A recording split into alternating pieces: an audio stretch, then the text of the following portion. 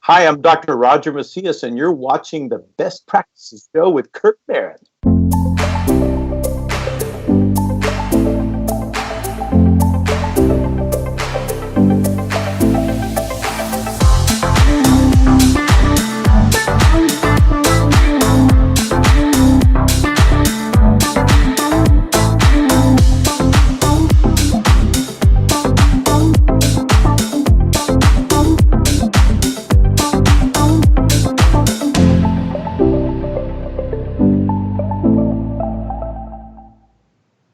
Hey guys, thanks for watching the Best Practices Show, where we take a look at the best business practices from the best dental practices all over the country. And if you're growing your practice and you're trying to bring in another dentist, or if you're a young dentist trying to find the right practice, I've got this show for you.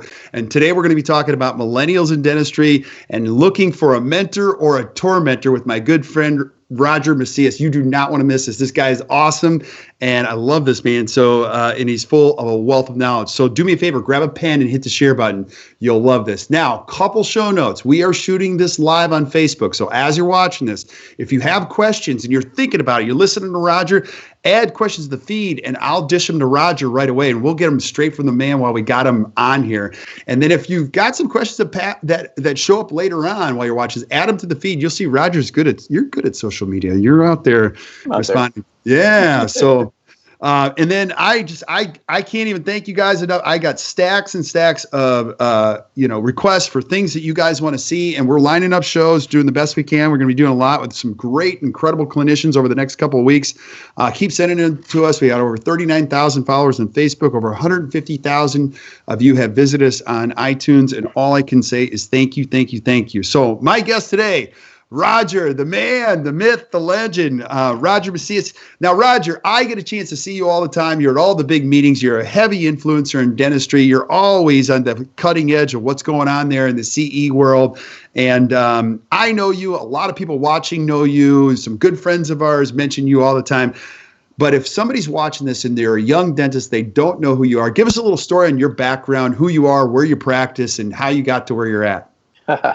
Well, I'm the husband of Esther. That's first. There you go. There you go. We've been married now 31 years, and I practice here in San Antonio, Texas, and I've been in practice, gosh, now 35 years, which is hard to believe. And have two beautiful kids. My daughter, who's a fourth-year OBGYN resident up at Parkland Hospital in Dallas, and then I've got my son Trey, who is 180 degrees of the spectrum. He's a professional musician in Los Angeles, California. So he's got two great kids. One's a musician and one's a physician. So we're it's all good. I've been practiced now. My practice is pretty much I do a lot of sleep dentistry. I do a lot of comprehensive, complete dentistry. Doing a lot more on trying to take care of the patient as a whole versus just taking care of a tooth. And I look back at Dr. Pankey when he said, "I never saw a tooth walk into my office," and I take that to heart. There's always a person to touch that. So my office is pretty much relationship based. My practice has been that way. Didn't start out that way. It started out as it was a little bit more difficult. I was running out of one office, working for another guy, and so after about 4 years of that, I knew what I did not want to do, and so I moved on to my own practice, and so started at that time with just one hygienist, one assistant, and one front desk, and we made it happen. We've kind of grown into that. I've got two dental assistants, two hygienists, and one front desk administrator. They all are just an amazing team that I have. So they're just the nicest ladies. My hygienist has been with me 23 years. Wow. My dental assistant has been with me now 13 years. My other dental assistant's been with me about 7 years. And we just hired this other dental assistant. Hygienist. She's been with me now for a little over a year. But previous to her, my hygienist was with me over 22 years. So, but she's moved on and now is a flight attendant. So, all right.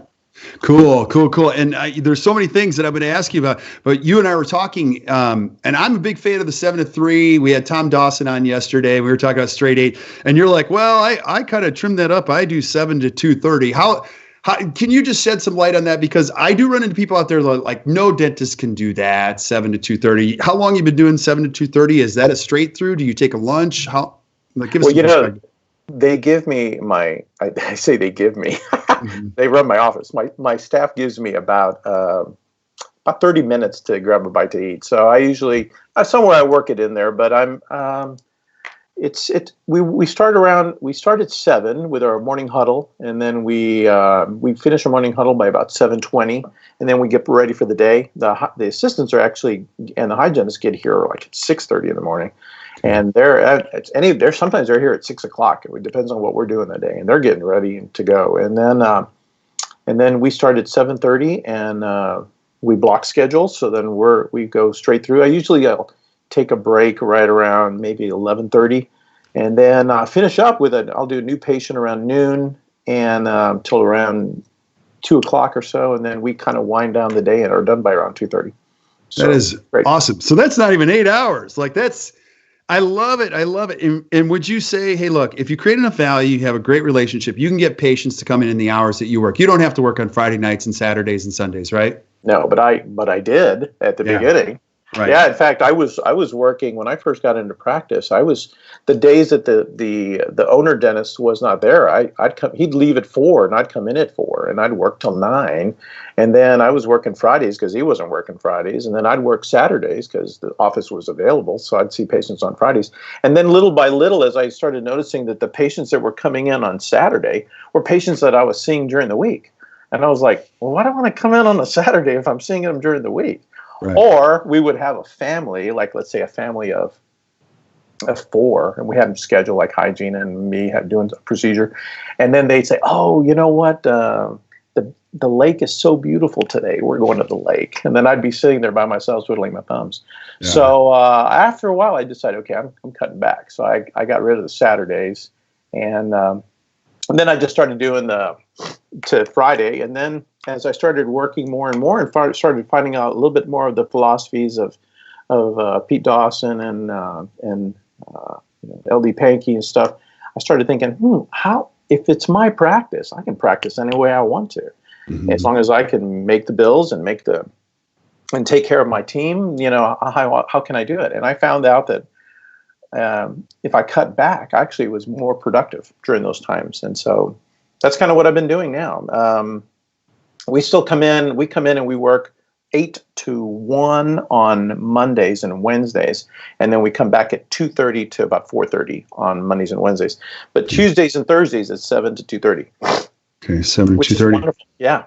Yeah. So tell us about your journey. So when you were working those weekends, now did you find your way to the Pankey Institute? Because this is what we're going to be talking today is about millennials in dentistry, the mentor, because it's different now than it was. Like back when I got started, and I'm younger than you, they used words like preceptorships and things like that. And I remember, names came up like Hildebrand and all these great mentors and people. They just say, come to my office. I'll show you everything. I'll show you what not to do also. And today's day and age, it's a little bit different. So talk about kind of the evolution of your mentors in your life, and now you're looking to mentor, and what's happened in that journey. Well, it's really interesting. I can remember starting to do that when I was in dental school. Mm-hmm. There were a couple of our faculty members that had their practices across the street from the dental school. And so whenever I wasn't in dental school, if I didn't have any classes or anything, I went over there and I hung out at their office. I would just sit on the floor and watch them practice and see how they did things. And there's a guy named John Lee, who's just a super nice guy. And John and I have been buddies forever. And in fact, one of my dental assistants was John Lee's dental assistant. And so she's now works with me. But so I started just going and hanging out with him. And he was I would say he was like my first mentor there. And then little by little, when I got into practice, I would call him and say, hey, I've got a case. What do you think? And he'd show me. And then that he and Jack Shirley, I didn't even know Jack. I love Jack. Yeah. We were sitting there and I'm between. So I can tell you, and all of them. I mean, I was like John Lee, Jack Shirley, Bill Robbins, all these guys that I kind of turned to and say, like, how would you do things? And what would you do? And then finally, I remember Jack told me one day, he goes, hey, you have a patient, and her brother is the CEO of the Pankey Institute. And I was like, Chris Sager? And I know Chris Sager. And he was like, yeah. And he goes, he's from San Antonio, but he wants to know, are you treating his sister well? And I was like, well, I hope I am. And then it was Jack who kind of sent me on going to the Pankey Institute. But before that, it was the most amazing thing. I got one of these Dental Practice Today or something like that, one of those magazines that came out. And on the front of the cover, it said, how to put your practice in the top 10%. Yeah. And I was like, what does that mean? Is it top 10%? You see, because I had a magazine the month before, it said, how to stop being a procrastinator. And I looked at it and I said, you know what? I'll read this later. And I thought, that's not very good. So I said, I'm going to read this article. And it was by Peter Dawson. So I read it, and then I was hooked. And then I found out that Peter Dawson was going to be here in San Antonio giving a lecture. So I went to his lecture, and it was just like amazing. And so I said, that was like in December. In January, I was already taking his first course out in St. Petersburg. And then I took his next few courses there. And then at the end of that, after I was in Highlands, North Carolina with him, I said, now, Pete, what do I do now? I've taken all your courses. What do I do? He says, now you need to go to the Pankey Institute. And I was like, all right. So I signed up for the Pankey Institute, happened to be at the Young Dentist Conference in Washington, D.C., ran into a friend of mine, Richard Hunt, and I was sitting there with Richard, and Richard, I saw him on an elevator. He and his wife were coming down the elevator. Never met the guy before in my life. I'm sitting there, and Richard says, he goes, oh, San Antonio. I go, hey, North Carolina. I said, I was just there. I went to Highlands. I saw Pete Dawson.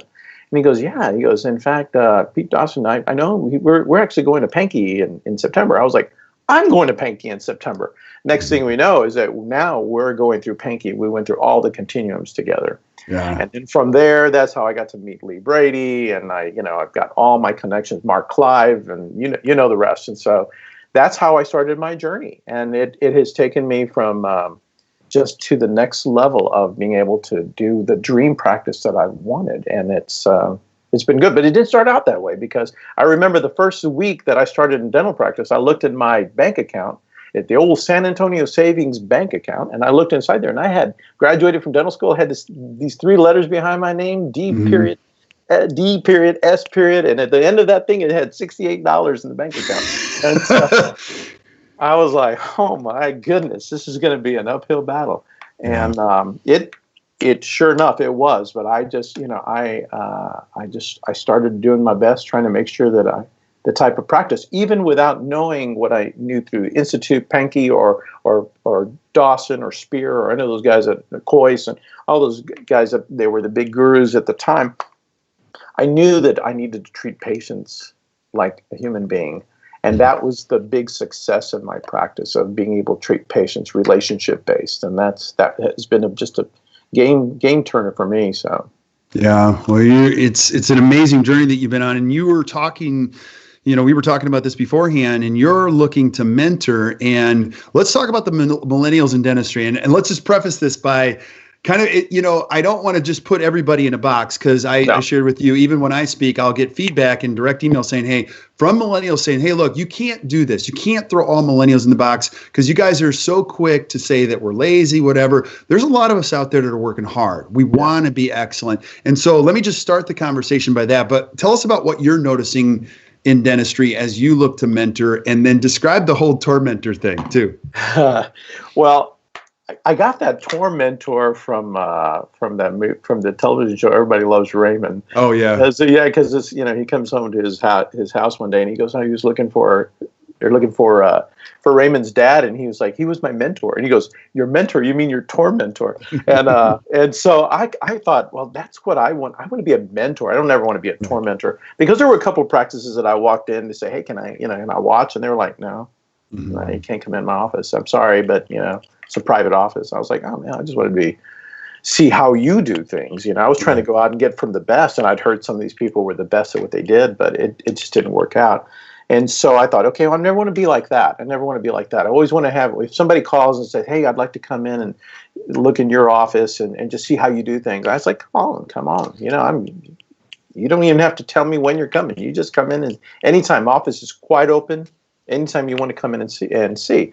And so I actually have been working with the Advanced Education General Dentistry up at the dental school. I lectured to them. I brought them into my office. I saw them at a dental society meeting one time. There were a whole group of them sitting around this one table, and And I said, and I got talking to one of them, and I said, look, if you guys ever want to come to my office, you come to my office, I'll provide pizza and beer, and I'll lecture. And one time I had, I was thinking I got all these lectures I can bring out, and I can just show them all this good stuff. And all they wanted to do was talk. Right. They just wanted to talk. And so it's a different mindset, not like you said, not in a bad way, not in a lazy way, but just a different mindset of what they're encountering in the real world, especially with a lot of the different practice models that are out there, from fee-for-service to DSOs kind of thing. And so I'm very compassionate when I hear that. And I've actually told a couple of people when they've said, hey, I'm looking to go practice with this person.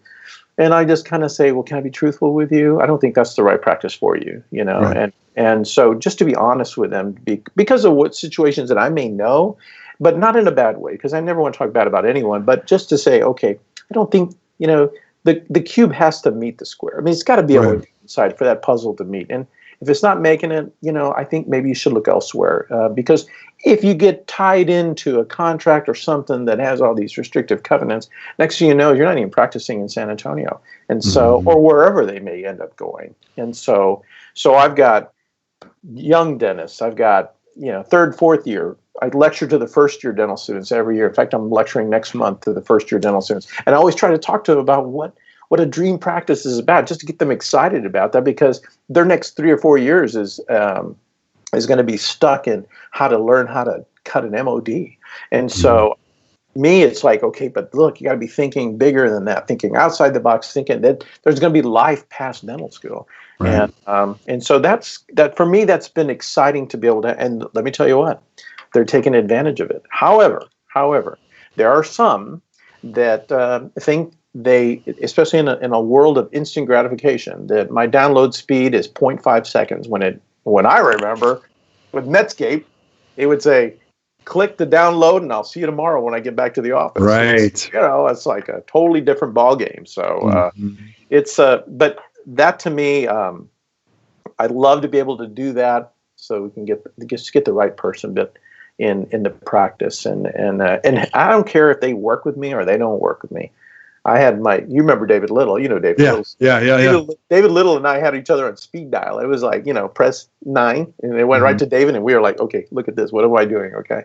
Yeah. So, I mean, that's how we used to do it. But now I look to the people that really that I can help. And so it's awesome. It's awesome. Yeah. And I think the big thing is there's so many, it's so valuable what you do, Roger. And even when I go to the dental school, I don't quite have the moxie maybe that you do. We got to bait them with pizza. And then I've learned you give them pizza after you're done talking. Because I used to bring the pizza at the beginning. And I'm like, where did we go? Wait, come on. And the thing that I try to tell every dentist is, look, there's no one model out there. The coolest part about dentistry is you can do it however you want to do it. And a lot of times dentists think, well, I got to go in and be an associate, then a partner. And that's how I find a mentor. But it's true. You can start your own practice and you can still find a mentor. You don't always have to combine a business. The thing that you're so good at and you're helping is that you got to figure out who you are so that you can go into an environment and you can just, I have one goal for every dentist that I coach is that I just want you to love going to work. Say, this is how I do it and I love it.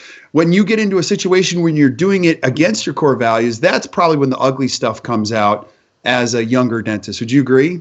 Yeah, absolutely. I mean, I think when you're looking at $68 in your checking account and, somebody comes in that needs 3 crowns and you don't know why those teeth broke. And now I'm going to go ahead and prep them for 3 crowns. And then the next thing you know is all 3 temporaries break. And then you're like, I'm lacking something here, but I only have $68 in my bank account. And you almost get into the idea that you need to diagnose via your pocketbook versus diagnose what's the best for the patient. And I think once you come to grips with that always ethically that you're sitting there doing the right thing for the person. I had the best when I was a kid. The reason I became a dentist. You want to know why I became a dentist? Yes, I do. The reason I became a dentist, I went to the dentist, Dr. John Cochran, nicest guy in the world. His son is an orthodontist here in San Antonio. But Dr. Cochran was the nicest guy. I walked into his office, and they did a cleaning. He had this hygienist, Carolyn. She was the most beautiful lady, had the most beautiful eyes. I'm 13 years old. I'm thinking, this lady's gorgeous. They finished with that. I get to go to a toy box and take out a paper, one of these planes that you can wind up. And I thought, oh my God, man, this guy has toys in his office. You got toys, and you can do dentistry. Oh man, you can do oh, this is great. I'm going to be a dentist. And so I already knew I was going to be a dentist, back when I was a little, even younger than 13 years old. I was I think like 6 or 7 when I first went in. And so I'm sitting there thinking, oh my God, this is what I want to do. And then I loved biology. And I loved art because I paint and I draw and all these type of things. And I thought, where can you put the two together with art and biology?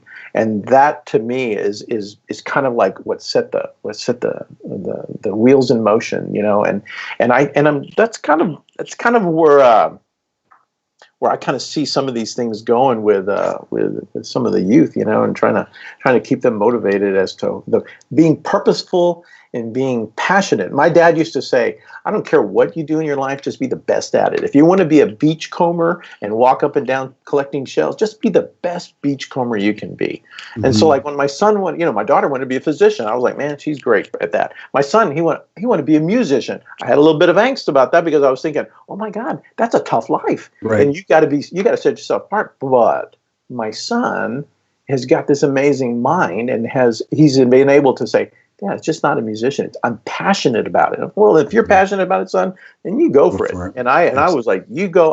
We backed him 100% when he did decide to take off to do his thing. So. Yeah, and that's awesome. That is awesome. And then, when you look at the career path and talking about these people, because Roger, you're at the intersection of, your career in dentistry and mentoring. Let's go from both sides of this. Let's talk about the millennial. What would you, like if I'm a young dentist, maybe I'm a millennial, what would you, give me your steps. What would you tell me to do to be successful? And then let's also take a look at it from the mentor side. Because I just had a conversation this morning with a good friend of mine, great dentist, an amazing dentist, him, and he's looking at possibly bringing in another dentist to mentor him. And let's talk honestly about that. Like there are some dentists that can mentor, and there are some dentists that probably shouldn't mentor within their practice. So let's first go to the millennial side of things. If I'm a young dentist, what would you say? What would you tell me? If I was a young dentist right now, I'd beat every door down and just say, man, I can feel a vibe here. This vibe of this office is something enthusiastic. The dentist is very friendly, whether he or she are what type of patients are they bringing in? What is the staff like? What does the team look like? The team's happy, or is the team, walking around? And I would look into that first and just, be open to say, hey, I'd love to come to see what you're doing. Not to say that you're going to be coming into the practice, but you never know how these relationships begin. I've had a couple of that I've sit there and say, man, this person would be awesome in my practice. Mm-hmm. And I had a young man that I was trying to get in here, and he was awesome, but his career path took him to out of state. And so, those are the type of things where you have to go through this. Because I've had some people come in and say, I want to work for you for a year, and then I want you to provide me patients, and then at the end of the year, if I decide to leave, I'm going to leave, and I'll take those patients with me. Mm-hmm. And then, to me, that's not the best way to handle this, because there's nothing in it for the mentor dentist.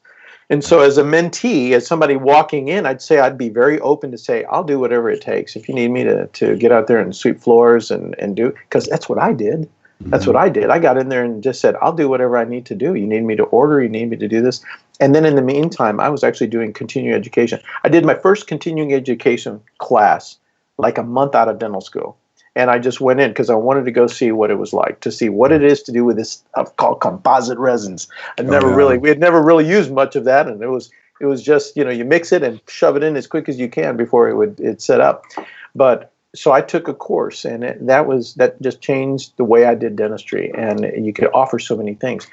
But millennials need to be open to the suggestion of being able to walk in and say, hey, whatever you need me to do, you need me to do all your MOD composites or amalgams or whatever it is on number 15.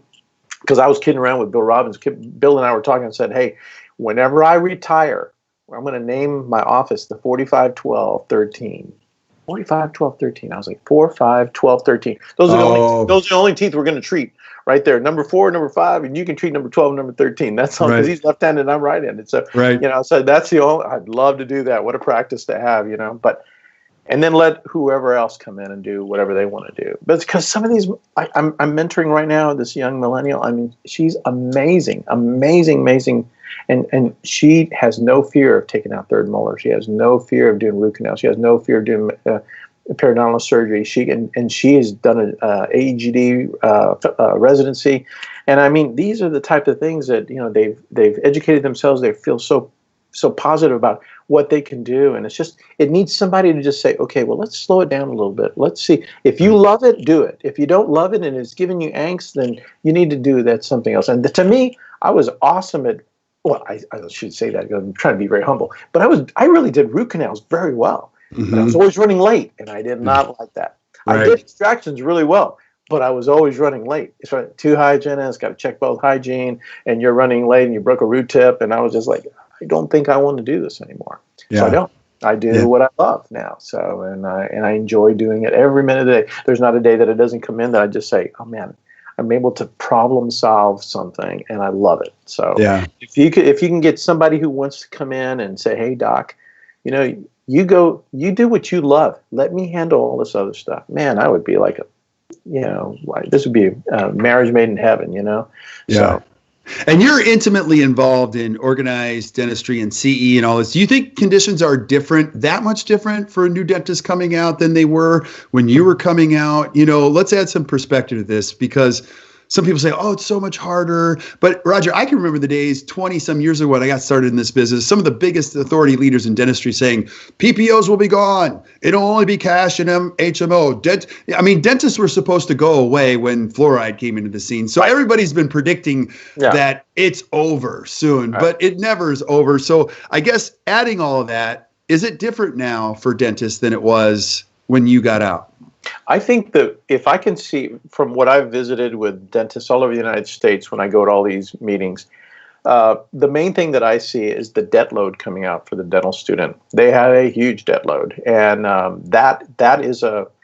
They need. What ranges are you seeing? Like I hear all over the board. Yeah, I don't know what you've heard, but I've heard anywhere from 50,000 to 250,000 or more, and that's a big debt load. Because if you think about that. If you have somebody's practice that let's say just taking a number out there, let's say the practice is worth $800,000, and you want to buy that practice, but you already have a debt load of $250,000. Now you're about 1.1 million into this thing. What bank is going to lend a young dentist that amount of money? Well, you don't have a home or a nice car too, because you don't want anybody to think you're not successful. Exactly. And you're not. I've been there. My dental assistant drove better cars than I ever did. I had a little brown Toyota Corolla that I drove for about 6-7 years, and I called it the Roach because it was nice and brown. And that's you got to pay the price. I think they always say Napoleon Hill, like you got to step up and pay the price.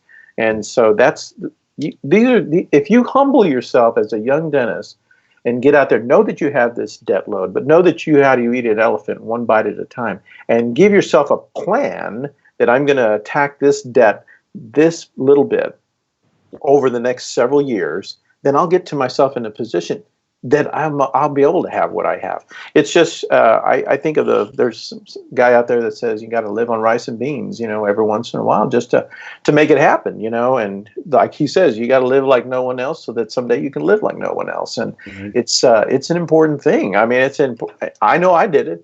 I'm certainly not in the same economic situation that I was when I first got out into practice, and lived in an apartment. My wife and I were just newly married and lived in an apartment. And like I said, dental assistants had better cars than I did, and she worked a job at the bank, and I worked in my office, and I put in long hours, and I tried to make it go, and kept doing internal marketing as best I could. I used to, back in the days when you would write a check, I would write a check for $1. I would write a check, and they go, "Oh, you're a dentist." I go, "Yeah, I am." They go, "Oh, do you have a dentist?" And they go, "No." I go, "Well, here's my card." So just by getting my name out there. Right. And then I would do Boy Scout troop meetings and Explorer Scout meetings and go to civic clubs and Rotary and just go put my name out there, and people, before you knew it. But you have to remember, I come from a big Catholic family, so I had instant 43 first cousins that wanted to come get their dental work done. So, yeah. And you're too nice of a guy to say no, so there you go. Yeah, put me into debt, but... Hey, that's kind of how it works. Yeah. So and from your, you're at the wonderful stages of your career. Give us some perspective on what mentoring looks like for you, because you do have a great schedule that lends itself, but is it all it's cracked up to be? Like, and what would you say to somebody else who says, "Hey, Roger, I'm at a point where I would like to mentor somebody, but I'm not having that much fun with it"? Um, well, if you're not mentor, I think every dentist to be out there to give back. I mean, every dentist give back in many different ways, Right. but to get back to those that really need it, it's the dental student, the young dentist. We need to go focus on the young dentist, the ASDA groups and American Student Dental Association groups. I see them. I work with them all the time with the American Dental Association with the things that I'm doing, and I get to visit one-on-one with some of these young dentists to see the misery that some of them are going through, because it's just a tough world out there. It's different. Like I said, different model, but I would be open to mentoring. Lee Brady and I had this conversation not too long ago about the perfect world for me would be to have somebody come into my practice that I could sit there and, they do their work. I get to do what I really like to do and just do that all day. And they can do the other things. And then when they have a problem, then I can help them and mentor them. For example, I'm coming up with a lecture right now on how to handle implant failures on old implant systems. Okay. Because they're coming back full circle 25 years later, that little screw breaks or something. Right. And do you have that stuff in a new dentist would not know what to do, only because they haven't had that experience that fortunately I've had over the years to fix those old implant systems. And how do you fix that? And to me, I take an old chisel and I'm on the grinding stone and go, I think this will work. And, it's amazing to be able to put that problem-solving thing into practice. And then, so Lee and I were talking about how it would be great to be able to have somebody in that you could just mentor and be there positive with them and not sit there and scold them and point them down like a tormentor, but to sit there and say, I'm going to help lift you, because if I can get you to do what you want and enjoy it, then I'm going to get what I want. And so that way it's a win-win.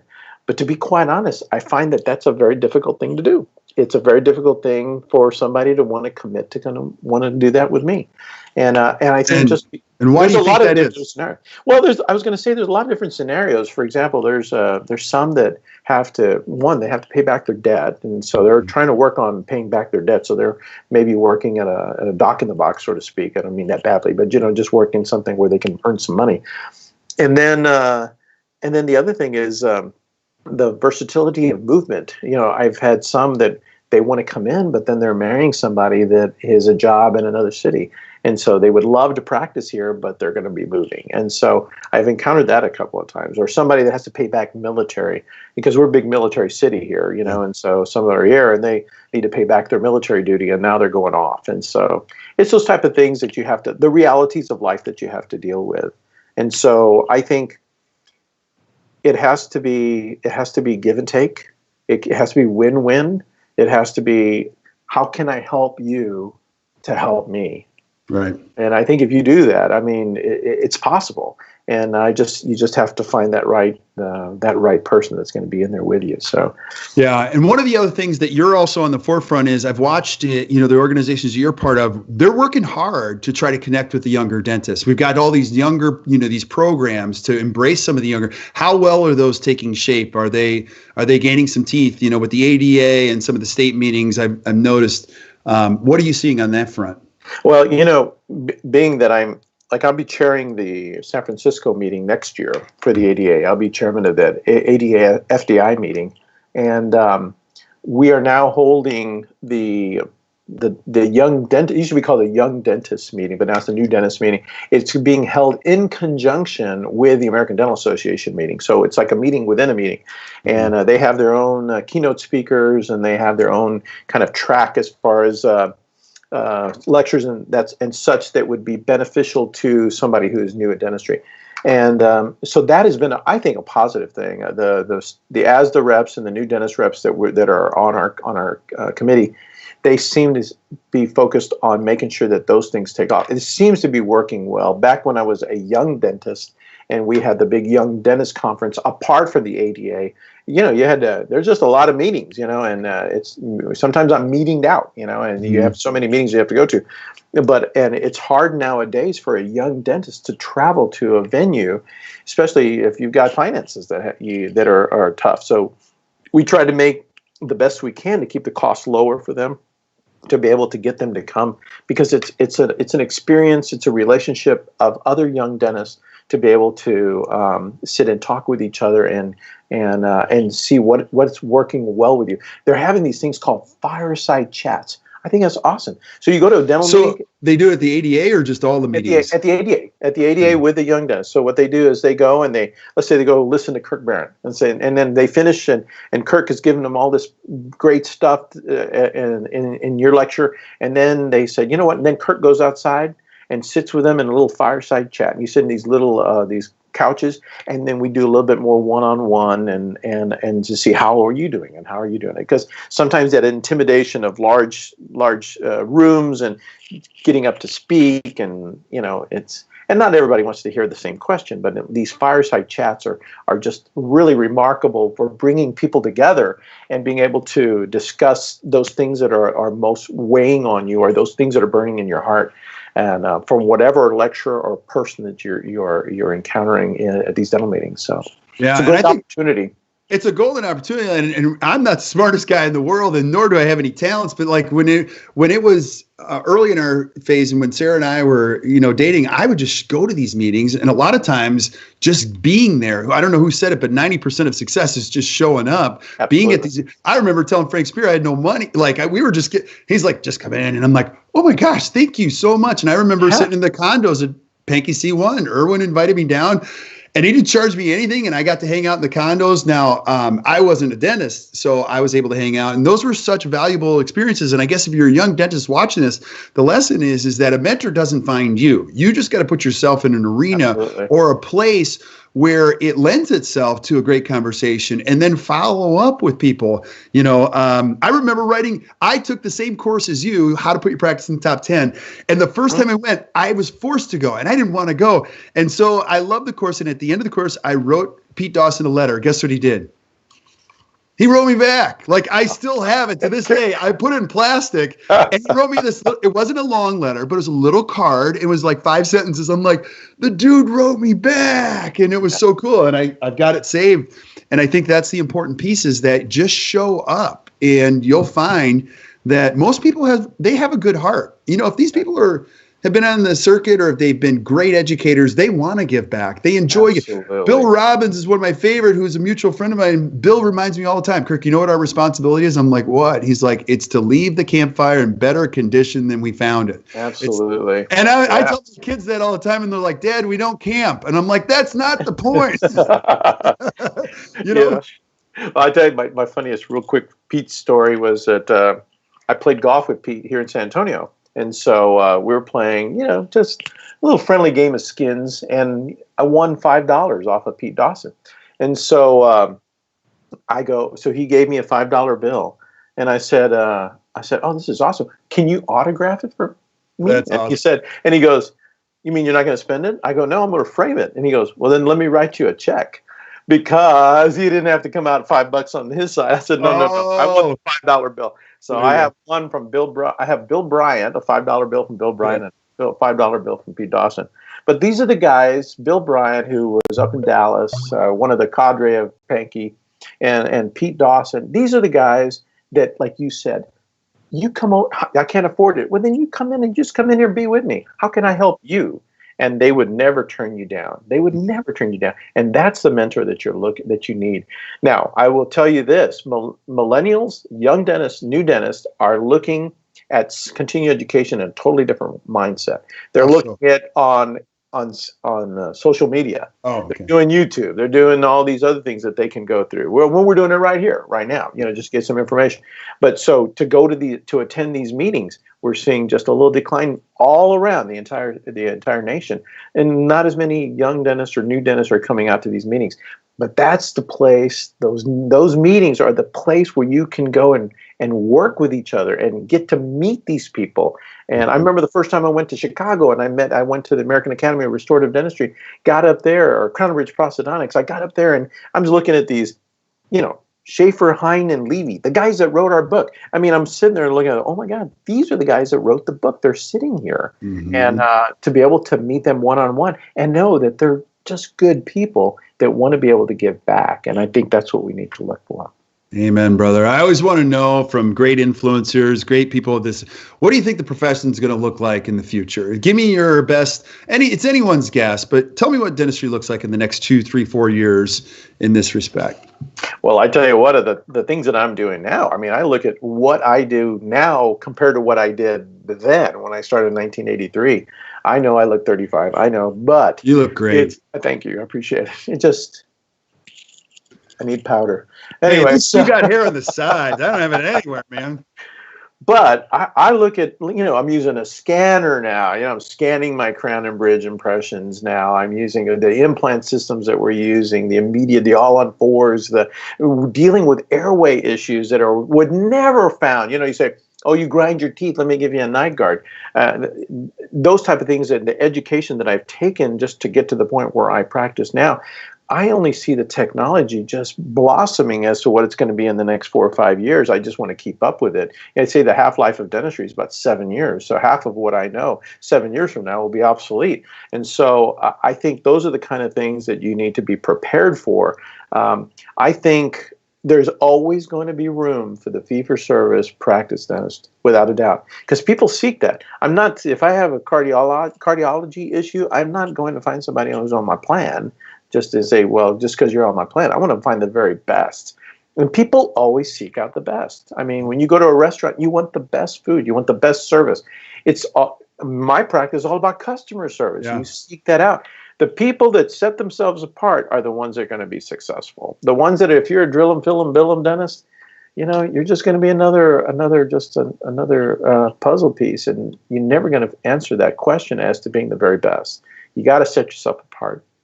Dr. Cochran, who I said the guy that influenced me the best, he said, you may not make $1 million at being a dentist, but you'll have a nice lifestyle. Lifestyle. You'll live well. He goes, but you got to be able to do what you need to do. You got to walk the walk. You got to talk the talk. You got to do it. And that's getting out there and shaking the bushes every day. There's some days I walk in here and I go, I'd rather be home. Mm-hmm. But there's some days I come in here and I say, I can't wait to do this. I was doing this case. I was doing a case the other day. And I was trying to find the opening of an old crown that Richard Hunt had done in North Carolina, an implant crown. And he had cemented this crown. It was beautiful, except it was a little wiggly. And I was sitting there. I was trying to find the opening so I could go back and tighten it down.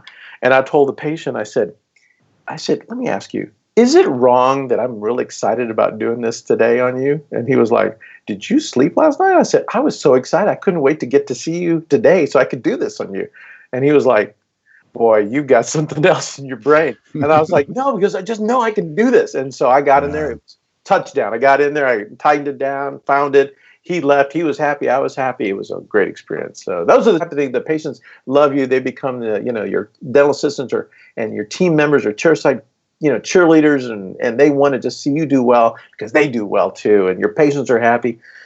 It sounds like a platonic world, but I tell you what, it is doable, and you have to be excited about it. So yeah, and part of your excitement, if you're a young dentist watching this right now and you're frustrated or you feel isolated, which is easy to do, that's why you got to get around people like Roger. You get in a room with him. I mean, your energy's contagious. It's authentic, and it's no different than my journey or anybody else's journey. You got to surround yourself with the right people to protect this up here. You go back and be a better husband, better provider, better dentist, better everything. So it's really one of the most important parts of any dentist journey.